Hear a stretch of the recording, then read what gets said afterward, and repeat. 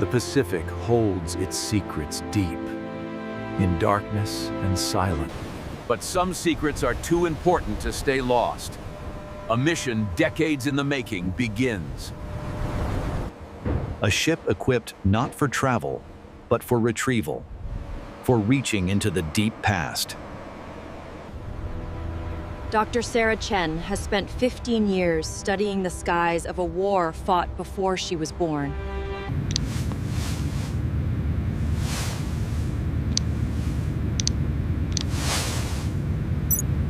This aircraft represents a specific moment in history. When it went down, 7 men were aboard.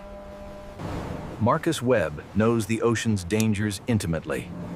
A former Navy diver with 23 years of salvage. We are not pulling up scrap metal. We're recovering a tomb. We get one chance at this. Lieutenant Commander James Hayashi brings technical expertise and a personal connection to this mission.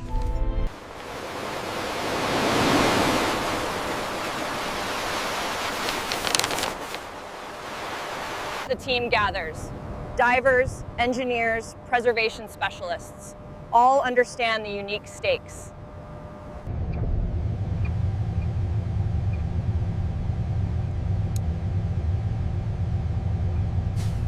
This aircraft never returned to base. We believe the crew attempted an emergency water landing here. We're working at 340 feet. Bottom time is limited. We get one chance at the lift.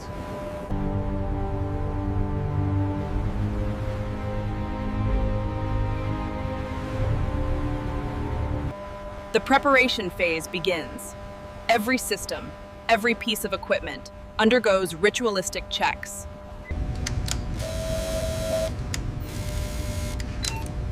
Thruster 6 is responsive.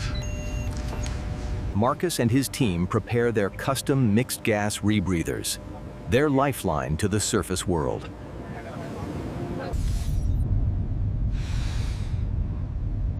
Comms check. The lifting apparatus is tested to exacting standards. Saltwater corrosion makes every calculation critical. Safety is not negotiable. One small flaw could lead to catastrophic failure at depth. A hyperbaric chamber waits, a silent hope against the threat of decompression sickness. The Pacific's mood is monitored. The operation has a window of 4, maybe 5 days. We're working with the ocean, not against it. If something feels wrong, speak up immediately. The preparation is complete. Now comes the journey into the dark. At 1300 hours, the robotic eyes of Argus 7 are sent into the deep.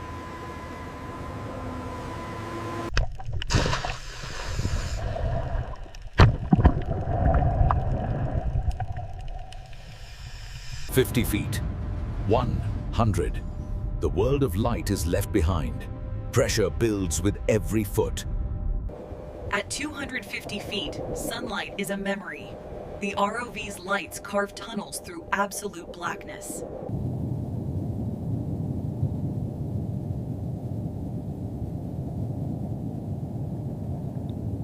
Approaching target depth, 340 feet. We're there. Then, a shape. Man-made. Angular. Waiting in the silence for 82 years.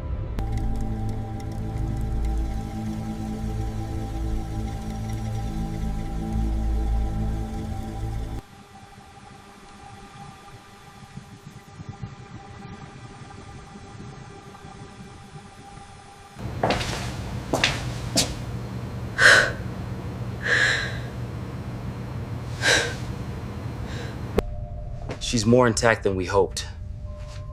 We can bring her up. We can bring them home.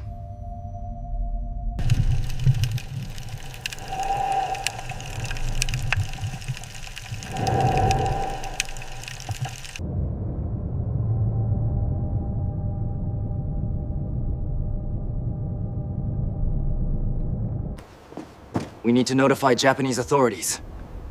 There may be remains. The site is a war grave. The recovery proceeds under strict conditions of respect and dignity. A serial number emerges from the decay. The key to unlocking the bomber's identity. Aircraft 317, manufactured October 1941, reported missing August 18th, 1942, crew of 7.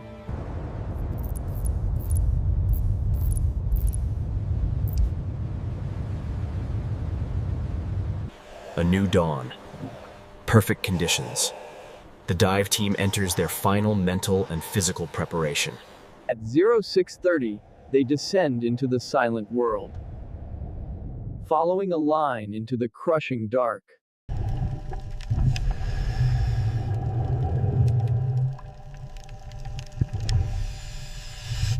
The Betty waits. Massive, fragile, a tomb resting at a 30-degree angle in the sediment.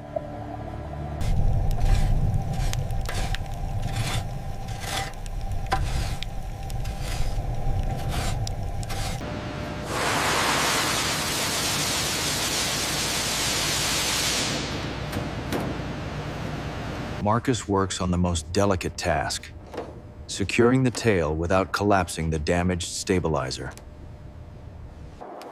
After 90 minutes, the rigging is complete. 6 attachment points secured to history itself. The heavy steel cables descend, guided by technology and human calculation, towards the waiting divers. The divers leave the wreck behind. Their work is done. Now comes the test of engineering. The lift begins. Millimeter by millimeter, the winches take up the colossal weight of history and ocean.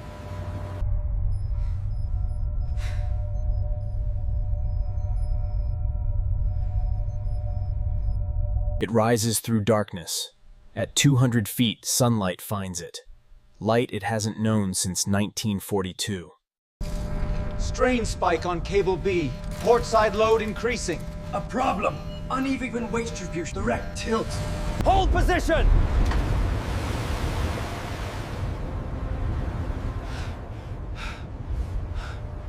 A rapid, precise adjustment. The load equalizes. The crisis passes. Stop!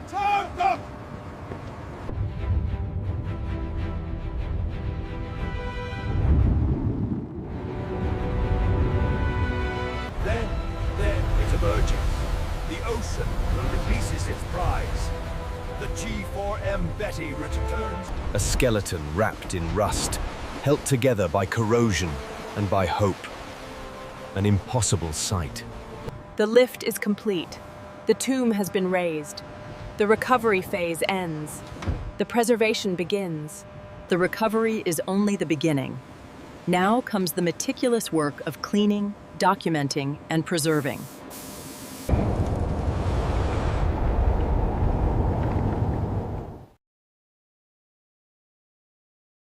.555mm anti-aircraft rounds. The aircraft was being fired upon from below, likely from a ship. Enough to cripple the aircraft, but not destroy it. The crew's only option was ditching in the ocean. Hachimaki. One of the crew wore this.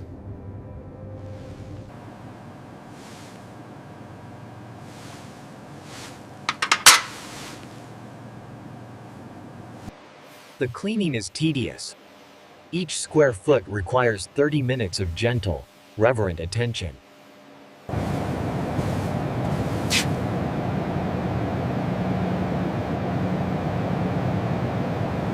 Markings emerge. The last inspection was 3 days before the aircraft was lost. The clock of history ticks. A discovery. A watertight case, possibly protecting contents from the relentless sea for decades.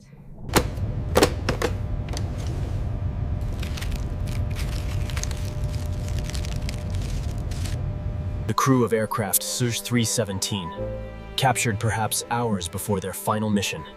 Smiling, alive. Captain Tanaka, Lieutenant Yamamoto, Sergeant Sato, and their crew. History regains its humanity. We will contact their families. Descendants will learn their ancestors have been found, that their sacrifice is remembered.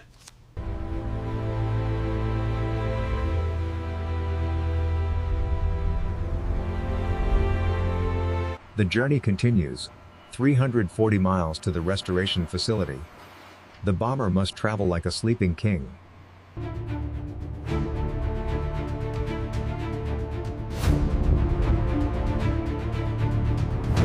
It arrives at its new home, a hangar that will become a hospital for history.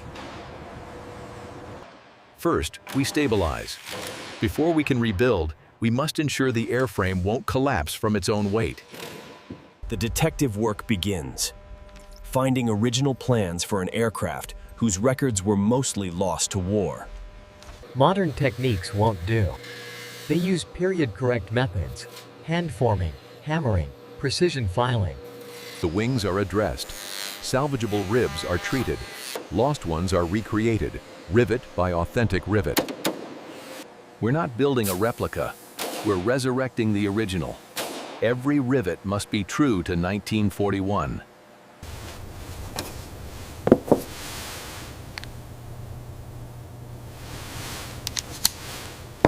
Paint is recreated from chemical formulas of the past. The Betty's original camouflage will live again. Years pass. The budget expands. Public interest remains. The impossible project takes form. The milestone, engine testing. No original engines survived. These are new creations from old plans. It catches. The hangar fills with the thunder of an engine not heard for 8 decades. Spontaneous applause erupts. Flight controls are tested.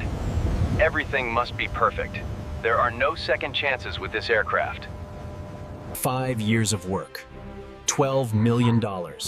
Countless hours of expertise. The resurrection is complete. The morning of the first flight. The air is still. History holds its breath. Captain Jennifer Morrison will be the first to fly a Betty since the war. She understands the weight she carries.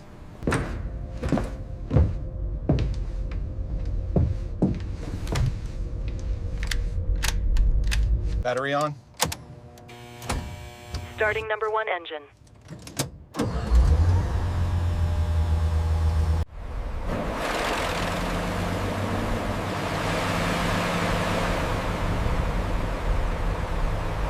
The sound is visceral, chest-pounding.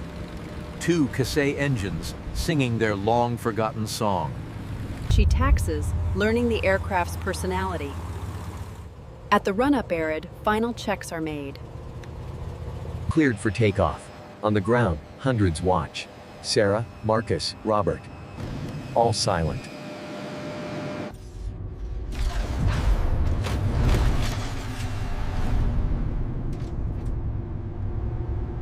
.980 knots. Gentle back pressure on the yoke. The rumbling ceases. It handles beautifully. Solid, responsive, stable. An 83-year-old design proving its worth again. A connection across time. Pilot and machine, separated by generations, now working in perfect harmony. As it crosses the runway, sunlight makes it flash like silver fire. A ghost given solid form.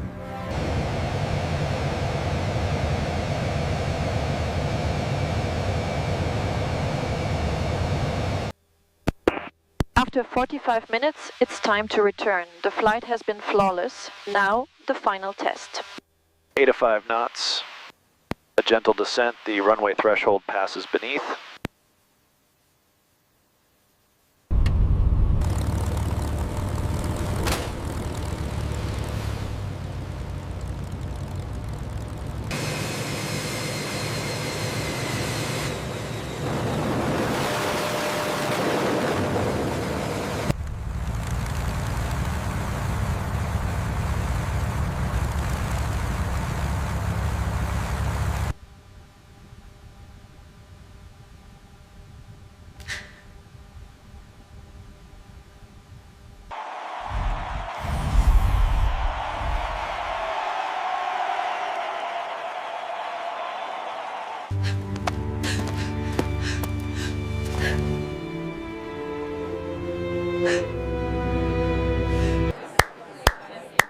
That was beautiful. That was perfect.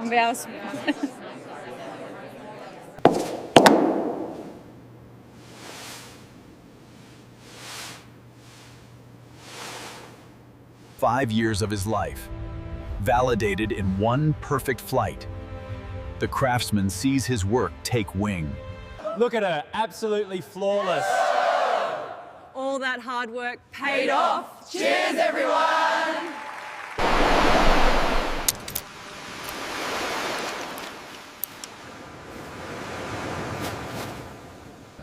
In Japan, we will honor them.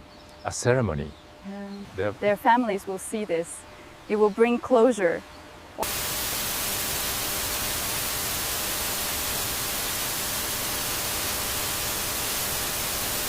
We should remember what this represents: cooperation, dedication, respect for people we never knew. Every person who sees this aircraft should know who flew it. That's how we honor them properly, by remembering them as people before war made them soldiers.